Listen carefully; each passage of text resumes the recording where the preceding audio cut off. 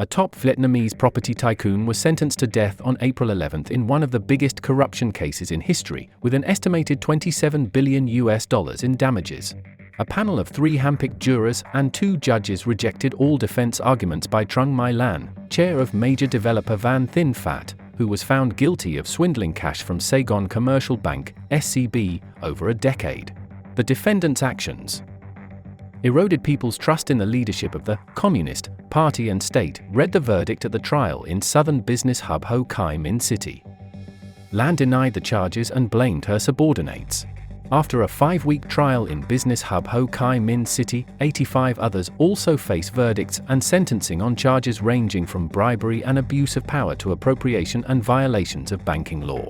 Lan embezzled $12.5 billion, but prosecutors said on April 11 the total damages caused by the scam now amounted to $27 billion, a figure equivalent to 6% of the country's 2023 GDP.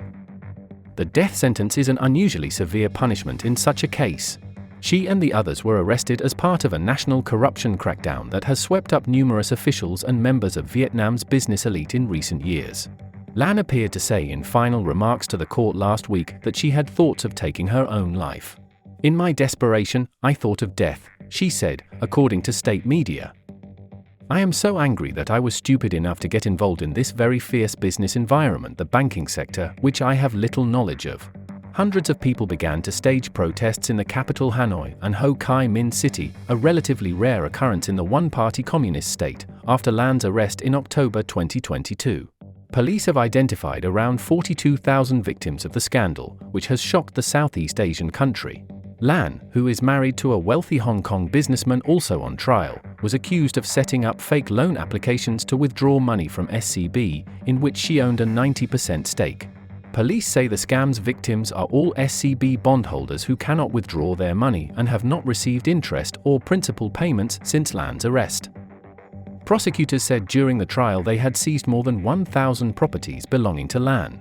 Authorities have also said $5.2 million allegedly given by Lan and some SCB bankers to state officials to conceal the bank's violations and poor financial situation was the largest ever bribe recorded in Vietnam. The woman who was offered the bribe, Ms. Du Thai Nan, the former head of the State Bank of Vietnam's inspection team, said during the trial the cash was handed to her in styrofoam boxes by the former CEO of SCB, Vo Tan Van. After realizing they contained money, Ms. Nan refused the boxes, but Van declined to take them back, state media reported. More than 4,400 people have been indicted during Vietnam's corruption crackdown, across more than 1,700 graft cases, since 2021.